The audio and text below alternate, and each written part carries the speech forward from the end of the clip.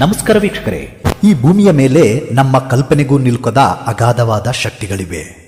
ವಿಜ್ಞಾನಕ್ಕೆ ಸವಾಲೆಸೆವ ಅದೆಷ್ಟೋ ವಿಸ್ಮಯಗಳಿವೆ. ಇಂದಿಗೂ ಅಧ್ಯಾತ್ಮಕ್ಕೂ ವಿಜ್ಞಾನಕ್ಕೂ ತರ್ಕಗಳು ನಡೆಯುತ್ತಲೇ ಇವೆ. ಇನ್ನು ಆಧ್ಯಾತ್ಮ, ಈ ಆಧ್ಯಾತ್ಮದಲ್ಲೂ ಎರಡು ಭಾಗಗಳಿವೆ.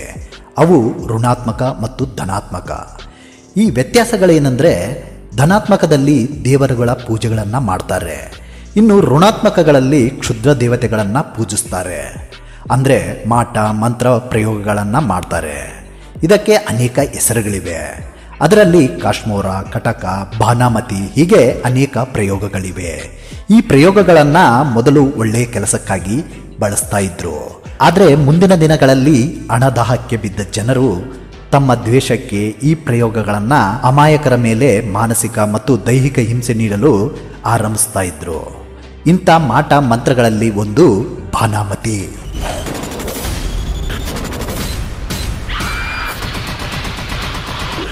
ಈ ಬಾನಾಮತಿ ಮಾಟ ಅಂತಿದ್ದ ವಿದ್ಯೆ ಅಲ್ಲ. ಈ ವಿದ್ಯೆಯನ್ನು ಒಲಿಸಿಕೊಳ್ಳೋದು ಅದಷ್ಟು ಸುಲಭವಲ್ಲ. ಇದೊಂದು ಕಠಿಣವಾದ ವಿದ್ಯೆ. ಸಾಮಾನ್ಯ ಜನರು ಕಲಿಯೋಕೆ ಸಾಧ್ಯನೇ ಇಲ್ಲ. ಇದಕ್ಕೆ ವಿಶೇಷವಾದ ಮನೋದೈವಬಲ ಶಕ್ತಿ ಬೇಕು. ಚಂಚಲ ಮನಸ್ಸಿನವರಿಗೆ ಇದು ಸಾಧ್ಯವಾಗದ ಮಾತು. ಎಂತಹ ಸಮಯದಲ್ಲೂ ಮನಸ್ಸನ್ನು ನಮ್ಮ ನಿಯಂತ್ರಣದಲ್ಲೇ ಇಟ್ಟುಕೊಳ್ಳಬೇಕು. ಈ ಕ್ಷುದ್ರ ಸಾಧನೆ ಮಾಡುವವನು ನಡೋರಾತ್ರಿ ಕಗ್ಗತ್ತಲ ಸ್ಮಶಾನದಲ್ಲಿ ಬರೀ ಮೈ ಮೇಲೆ ಕೇವಲ ಒಂದು ತುಂಡು ಬಟ್ಟೆ ಧೋತಿಯನ್ನ ಹಾಕಿಕೊಂಡು ಪದ್ಮಾಸನದಲ್ಲಿ ಕುಳಿತು ಒಂದೇ ಚಿತ್ತದಲ್ಲಿ ಚಳಿ ಮಳೆ ಗಾಳಿಯನ್ನ ಲೆಕ್ಕಿಸದೆ ಮಂಡಲ ಪೂಜೆ ಮುಗಿಸುವ ತನಕ ದೀರ್ಘ ಸ್ವರದಲ್ಲಿ ಸ್ವಲ್ಪವೂ ವ್ಯತ್ಯಾಸ ಆಗದ ಹಾಗೆ ಎಚ್ಚರಿಕೆಯಿಂದ ಮಂತ್ರಗಳನ್ನು ಹೇಳಬೇಕು. ಆಗ ಮಾತ್ರ ಈ ಶುದ್ರ ಶಕ್ತಿ ಸಾಧಕನಿಗೆ ಒಲಿಯುತ್ತೆ. ಇನ್ನು ಈ ಮಂಡಲ ಪೂಜೆ ಮುಗಿಯುವವರೆಗೂ ಹಸಿವು, ನಿದ್ರೆ, ನೀರಡಿಕೆ ಇಷ್ಟೇ ಅಲ್ಲ, ಮಲ ಮೂತ್ರ ವಿಸರ್ಜನೆಗೂ ಅವಕಾಶ ಇರೋದಿಲ್ಲ. ಹಾಗಾಗಿ ಕೆಲವು ಸಾಧಕರು ಕೆಲವು ವನಸ್ಪತಿಗಳನ್ನು ತಿಂದು ಕ್ಷುದ್ರ ಶಕ್ತಿಗಳ ಮಂಡಲ ಪೂಜೆಗೆ ಕುಳಿತು ಬಿಡುತ್ತಾರೆ. ಈ ವಿಶೇಷ ವನಸ್ಪತಿಯನ್ನ ತಿನ್ನೋದ್ರಿಂದ ಆ ವ್ಯಕ್ತಿಗೆ ನಿದ್ರೆ, ನೀರಡಿಕೆ, ಹಸಿವು, ಮಲ ಮೂತ್ರಗಳನ್ನು ತಿಂಗಳುಗಟ್ಟಲೆ ನಿಯಂತ್ರಿಸುವ ಶಕ್ತಿ ಬಂದು ಬಿಡುತ್ತೆ. ಅಷ್ಟೊಂದು ಶಕ್ತಿಯನ್ನ ಆ ವನಸ್ಪತಿ ಹೊಂದಿರುತ್ತೆ. ಹೀಗೆ ಕಷ್ಟಪಟ್ಟು ಬಾನಾಮತಿ ಎಂಬ ಕ್ಷುದ್ರ ಶಕ್ತಿಯನ್ನ ಒಲಿಸಿಕೊಳ್ತಾರೆ. ಇನ್ನು ಈ ಮಂಡಲ ಪೂಜೆಗೆ ನೀವಿಂದೆಂದೂ ಕೇಳರಿಯದ ವಿಚಿತ್ರವಾದ ಸಾಮಗ್ರಿಗಳು ಬೇಕಾಗುತ್ತೆ.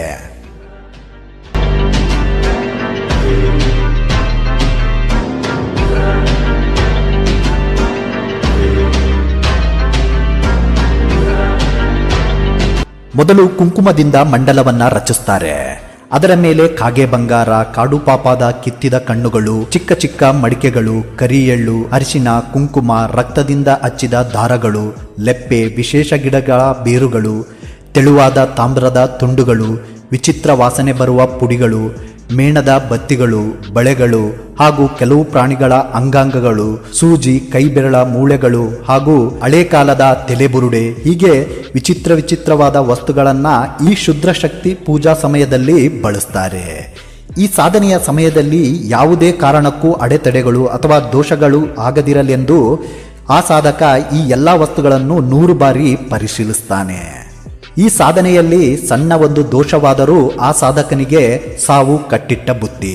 ಇದನ್ನೆಲ್ಲ ದಾಟಿದ ಮೇಲೆ ಅವನು ಅಗಾಧವಾದ ಶಕ್ತಿಯನ್ನ ಪಡೆದುಕೊಳ್ತಾನೆ.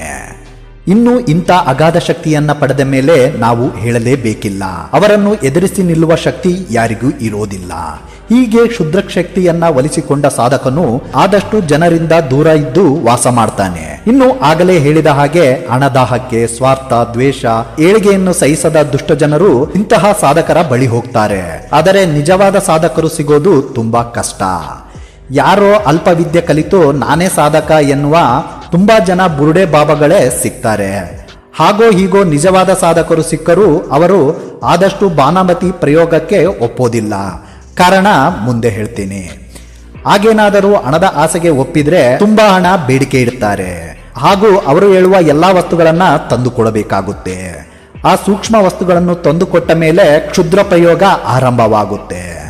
ಅದೆಷ್ಟು ಭಯಾನಕ ಹಿಂಸೆ ನೀಡುತ್ತೆ ಅಂದ್ರೆ ಅದನ್ನ ಕೇಳಿದರೆ ಈಗಲೇ ನಿಮಗೆ ಮೈ ನಡುಕ ಶುರುವಾಗುತ್ತೆ. ಅಷ್ಟೊಂದು ಭಯಾನಕವಾಗಿರುತ್ತೆ ಬಾನಾಮತಿ ಪ್ರಯೋಗ.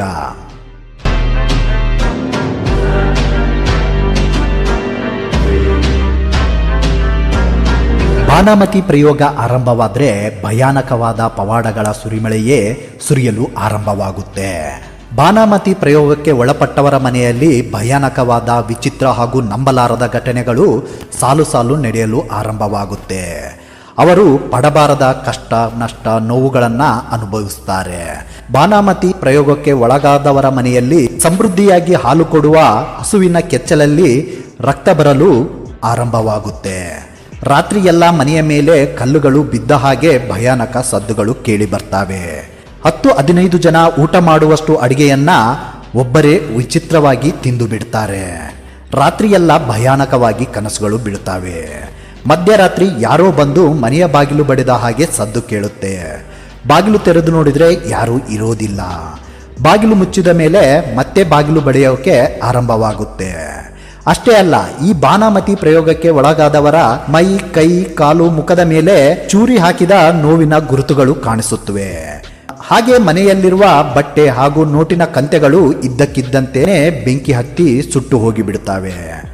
ಮಧ್ಯರಾತ್ರಿ ಅಡಿಗೆ ಮನೆಯಲ್ಲಿ ವಿಚಿತ್ರವಾದ ಭಯಾನಕವಾದ ಹೆಣ್ಣಿನ ಕೈಬಳೆ ಸದ್ದುಗಳು ಕೇಳುತ್ತವೆ. ಊಟದಲ್ಲಿ ಕಲ್ಲು ಮಣ್ಣು ಸೇರಿಕೊಳ್ಳಲು ಆರಂಭವಾಗುತ್ತೆ. ಅಷ್ಟೇ ಅಲ್ಲ, ಅಡುಗೆ ಮನೆಯಲ್ಲಿ ಯಾರೋ ಕೈ ತೊಳೆದ ಶಬ್ದವಾಗುತ್ತೆ. ಅಲ್ಲಿ ಹೋಗಿ ನೋಡಿದ್ರೆ ಯಾರೂ ಇರೋದಿಲ್ಲ. ಹೀಗೆ ವಿಚಿತ್ರವಾದ ಹಿಂಸೆಗಳನ್ನ ಆ ಕುಟುಂಬ ಅನುಭವಿಸಬೇಕಾಗುತ್ತೆ. ಅವರು ಯಾವ ಮಂತ್ರವಾದಿ ಹತ್ರ ಹೋದ್ರೂ ಆದಷ್ಟು ಬೇಗ ಈ ಪ್ರಯೋಗ ನಿಯಂತ್ರಣಕ್ಕೆ ಬರೋದಿಲ್ಲ. ಇದರಿಂದ ಆರ್ಥಿಕವಾಗಿಯೂ ಅವರು ಕುಗ್ಗಿ ಹೋಗ್ತಾರೆ. ಆದರೆ ಈ ಪ್ರಯೋಗದಿಂದ ಎಷ್ಟು ಕಷ್ಟ ನೋವುಗಳನ್ನ ಅನುಭವಿಸುತ್ತಾರೋ ಹಾಗೆ ಪ್ರಯೋಗ ಮಾಡಿದವರು ಕೂಡ ಮುಂದಿನ ಪೀಳಿಗೆಗಳು ಅಷ್ಟೇ ಕಷ್ಟ ನೋವುಗಳನ್ನ ಅನುಭವಿಸ್ತಾರೆ. ಹಾಗಾಗಿ ನಾನು ಮೊದಲೇ ಹೇಳಿದ ಹಾಗೆ 90ರಷ್ಟು ಜನ ಈ ಪ್ರಯೋಗವನ್ನ ಮಾಡಲು ಒಪ್ಪೋದಿಲ್ಲ. ಇನ್ನು ಈ ಆಧುನಿಕ ಯುಗದಲ್ಲಿ ಈ ಪ್ರಯೋಗಗಳು ಕ್ಷೀಣಿಸುತ್ತಾ ಬಂದಿವೆ. ಈಗ ಯಾರು ಕೂಡ ಈ ಪ್ರಯೋಗಗಳನ್ನು ಮಾಡೋದಿಲ್ಲ. ಇನ್ನು ಹಿಂದೆ ಯಾರು ಪ್ರಯೋಗಗಳನ್ನು ಮಾಡುತ್ತಿದ್ರೋ ಅವರ ಪೀಳಿಗೆಯನ್ನ ಕೇಳಿದ್ರೆ ಅವರು ಈ ಪ್ರಯೋಗಗಳ ಸವಾಸವೇ ಬೇಡ ಅಂತಾರೆ. ಇದರಿಂದ ತಮ್ಮ ಮನೆತನಕ್ಕೆ ಬರಬಾರದ ಕಷ್ಟಗಳು ಬಂದಿವೆ ಅಂತ ಹೇಳ್ತಾರೆ. ಹಾಗಾಗಿ ಈ ಪ್ರಯೋಗ ಸದ್ಯದ ದಿನಗಳಲ್ಲಿ ಎಲ್ಲಿಯೂ ಕೇಳಿ ಬರುತ್ತಿಲ್ಲ. ಇನ್ನು ಕೊನೆಯದಾಗಿ ಈ ಪ್ರಯೋಗಗಳ ಬಗ್ಗೆ ನಿಮ್ಮ ನಂಬಿಕೆಗೆ ಬಿಟ್ಟಿದ್ದು. ಆದರೆ ಈ ಭೂಮಿಯ ಮೇಲೆ ಪ್ರಕೃತಿ ಅದೆಷ್ಟೋ ವಿಸ್ಮಯಗಳನ್ನ ತನ್ನ ಒಡಲಲ್ಲಿ ಬಚ್ಚಿಟ್ಟುಕೊಂಡಿದೆ.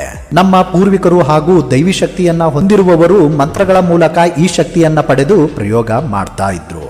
ಇನ್ನು ಏನೇ ಆಗ್ಲಿ, ಮನುಷ್ಯ ತನ್ನ ಆಸೆ, ದುರಾಶೆ, ದ್ವೇಷ, ಮನುಷ್ಯತ್ವವನ್ನು ಮರೆತು ಇಂಥ ದುಷ್ಟ ಪ್ರಯೋಗ ಮಾಡಿಸುವುದು ನಿಲ್ಲಿಸಬೇಕು. ಎಲ್ಲರ ಜೊತೆ ಪ್ರೀತಿ ಸ್ನೇಹದಿಂದ ಸದಾ ಒಳ್ಳೆಯದನ್ನೇ ಬಯಸಬೇಕು. ಆ ದೇವರು ಸಹ ನಿಮ್ಮ ಜೊತೆ ಇರ್ತಾನೆ.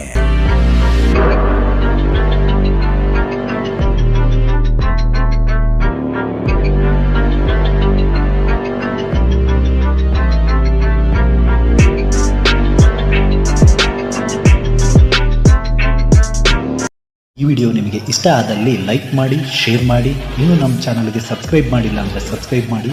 ಮತ್ತಷ್ಟು ಮಾಹಿತಿಯೊಂದಿಗೆ ಮುಂದಿನ ವಿಡಿಯೋದಲ್ಲಿ ಭೇಟಿಯಾಗೋಣ. ಧನ್ಯವಾದಗಳು.